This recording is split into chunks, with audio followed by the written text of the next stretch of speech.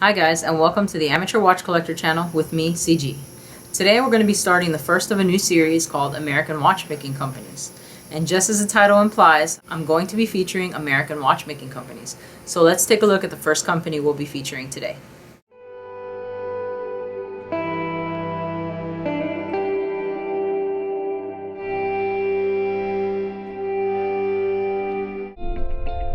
I probably wasn't the typical 4-year-old, but I wore a watch all the time.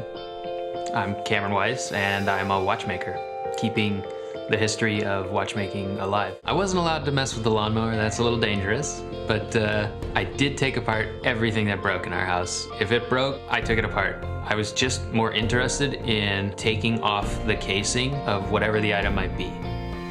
I tend to get something in my head and then I focus on it until it's done. If I want to make something, I could literally sit in one place and work on that one thing for an entire day.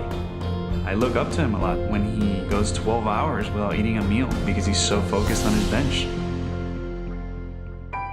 My grandfather Joseph was an Irish immigrant and fought in World War II, worked on skyscrapers in New York City, like the World Trade Towers. He got me started into working with my hands and being able to approach what is nothing with a set of tools and turn it into something. He taught me all about precision, doing everything to the best standards that you can possibly achieve, and that's how you really master your craft.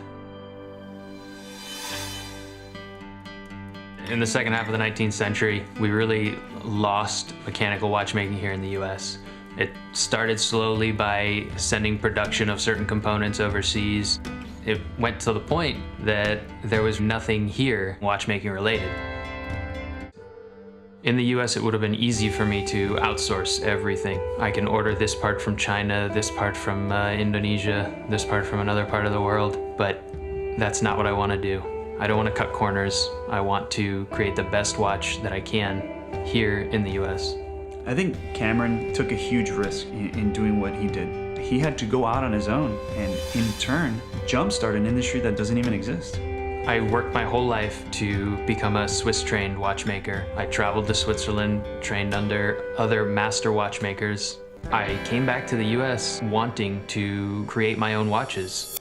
And the way to do that is piece by piece. If we really want an industry that is something special, something that can be mentioned in the same breath as Swiss watchmaking, then we have to focus on perfection all the way down to the most minute details. I hope to really create an industry that lasts. I would hope that beyond me, there is an American watchmaking industry. This should just be really the tip of the iceberg. There's so much that can happen with watchmaking because it really is a timeless thing.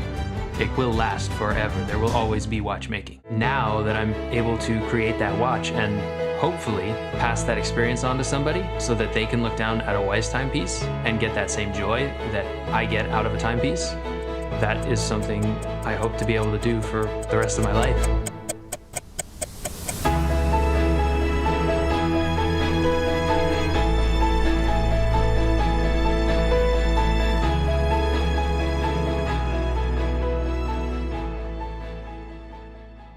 Now, the Weiss Watchmaking Company was founded in 2013 by Cameron Weiss, as we saw in the video, and his goal is ultimately to bring watchmaking back to the US. Specifically, he'd like to do it in Los Angeles, California. Now, all that said, currently they have one offering, which is the field watch, the standard issue field watch, which we'll take a closer look at here in a second. All the cases and case parts are actually machined and made here in the US. The dial is made from one solid piece of brass, which means that it's not welded or pieced together in any way, shape, or form. All the detail on the dial is either hand painted or printed. Now, the movement, which is featured in their standard field issue, which is currently their own offering, is the Weiss Watch Company caliber 1001. Now, that movement is based on the ETA 6947. While it is still a standard ETA Swiss movement, what's very unique about this is that the movement itself is finished and completely constructed by Cameron Weiss in every piece. So although it is an ETA movement, it doesn't come packaged and ready to put in the case, where all that has to be done is have it regulated. It's completely finished and completely assembled by Cameron Weiss by hand in every single piece. So in that aspect, it is very unique. The finishing that's done is very nice and high quality. And we'll be taking a closer look at that here in a second.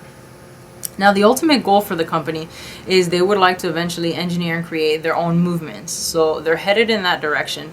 The price point for this piece that we'll be looking at is $950, which I actually think is a very generous offering considering the detail and the finishing that goes into every single piece. Now, Cameron, as you were able to tell from the video, is a certified watchmaker and has studied and trained with the likes of Adamar Piguet and Vacheron Constantin, arguably two watchmaking Goliaths. So his experience and his passion for watchmaking is there. Now, let's take a closer look at their offering. Now, what we're looking at here is the white dial standard issue field watch supplied with a durable waterproof gray Cordova canvas strap. That's the one that I picked because I really do love the gray Cordova canvas strap. So let's go over some of the specs specifically for this. It's 316L stainless steel. It's a 42 millimeter diameter with a 12.8 millimeter height. Now, the dial is machined naval brass, finished white with a high visibility black numerals. The hands are black oxide treated steel with white superluminova paint. The front crystal is domed and beveled sapphire crystal. It's water resistant 100 meters, 20 millimeter lugs, waterproof line Cordova canvas, and 18 millimeter stainless steel buckle. It comes with a 2-year warranty.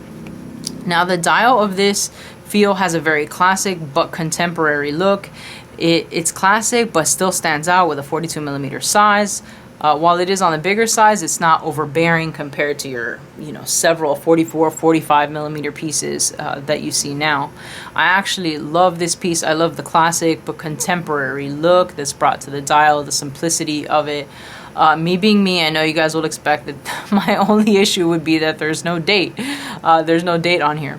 But I actually love the look of this. Now, they do offer it in several other variations, and I would invite you guys to take a look at the website.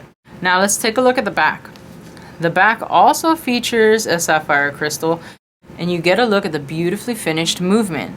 It's very nicely decorated. Display case backs are very popular for obvious reasons. You get to see the movement. The detail is very nicely done. The finish has a lot of care. The quality control process is very evident in the finishing of the case. Each of these pieces and cases are done by hand, so there's not a lot of production that goes out of these every year, and there's a lot of care that's put into them, and I think that shows in this particular piece. Now, eventually they would like to put out other and additional models where the movement has been designed, engineered, and completed completely in-house, and that's what they would ultimately be striving for. But I do think that the Weiss Watch Company is an American company to keep your eye on, and I personally think that I will likely be adding one of these to my collection in the future because I appreciate what they're trying to do, and I don't have a manual wound piece, and I would like to have one. This is a beautiful example of kind of the military feel that I like to go for with the American heritage that I sometimes long for and admire in the Hamilton brand. So all in all, I do really love the piece. Alright guys, so that's our first look at an American watchmaking company. I hope you guys enjoyed the series. If you have any questions or comments, please leave them below. Thanks guys, CG out.